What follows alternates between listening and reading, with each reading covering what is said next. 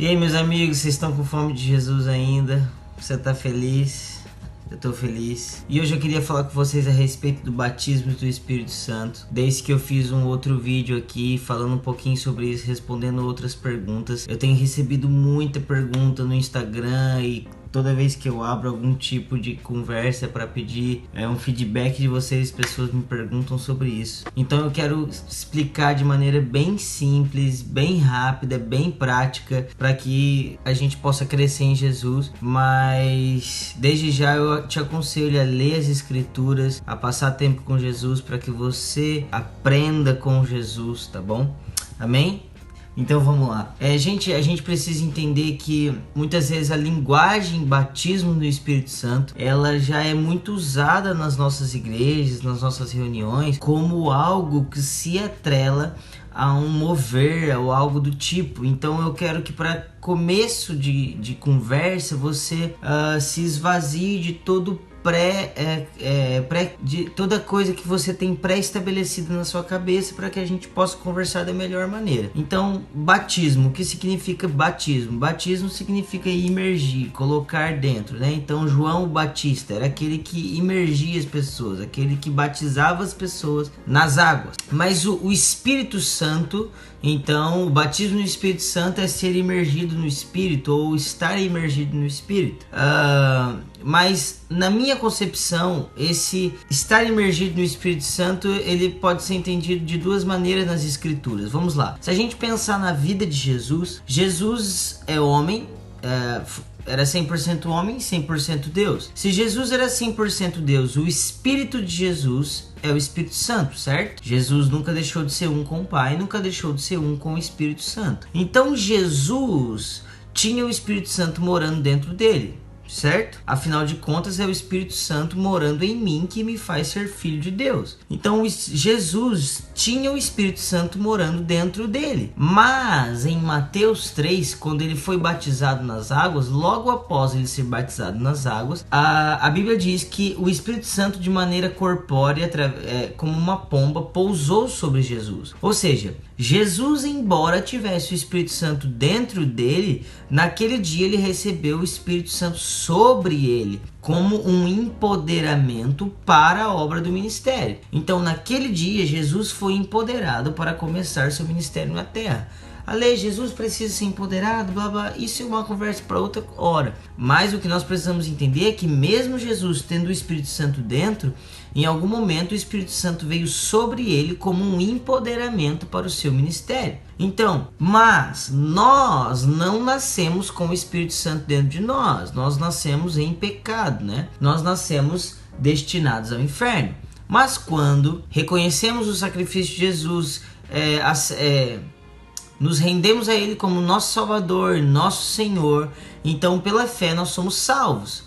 E então nós recebemos o Espírito Santo. Efésios 1, versículo 13 diz assim: no qual também vós, tendo ouvido a palavra da verdade, o evangelho da vossa salvação, e tendo nele também crido, fostes selados com o Espírito Santo da promessa, o qual é o penhor da nossa herança, até o resgate da sua propriedade, em louvor da sua glória. Então, quando nós fomos salvos, Romanos 8 diz que nós recebemos o Espírito de adoção. Romanos 3 diz que nós nascemos de Deus através do Espírito Santo. Então, quando nós somos salvos, a verdade é que nós recebemos o Espírito Santo. O penhor, nós somos selados. O que é esse penhor? É o que diz que naquele dia nós seremos recebidos como propriedade de Deus. Amém? Vocês estão aqui comigo até então? Então, todo aquele que é verdadeiramente salvo tem o Espírito Santo. Então, de fato, todo aquele que é salvo é cheio de Espírito Santo, no sentido de que ele tem o Espírito. Amém?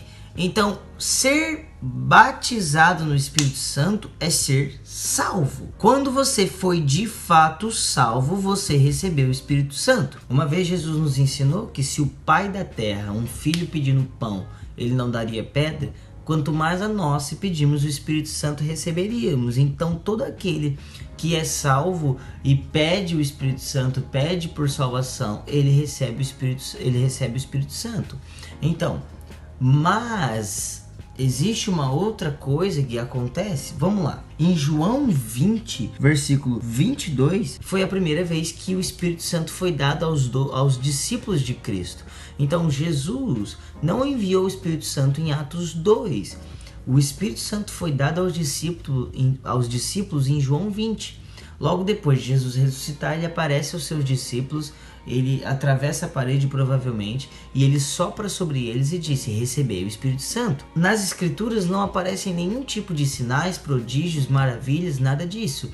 O que Jesus diz para eles é: agora como eu perdoo, vocês perdoarão. Ou seja, o Espírito Santo dentro do discípulo deu poder a eles de serem parecidos com Cristo.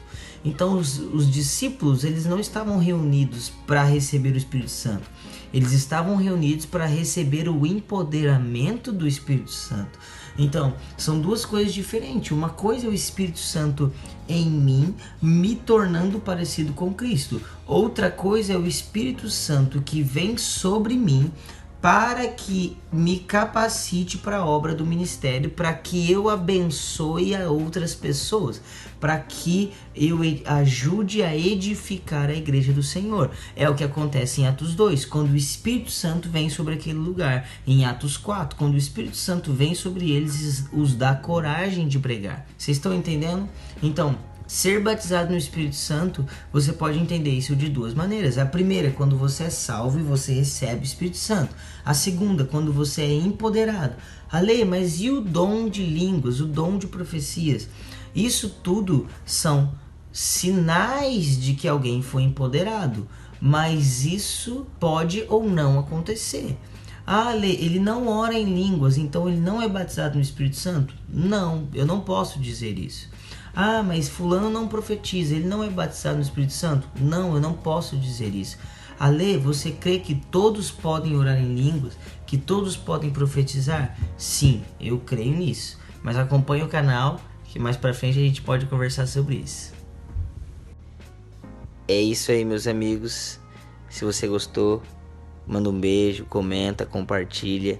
Comenta aqui embaixo alguma coisa, conversa comigo o que você quer falar, o que você tem achado, me dê sua opinião e é nóis.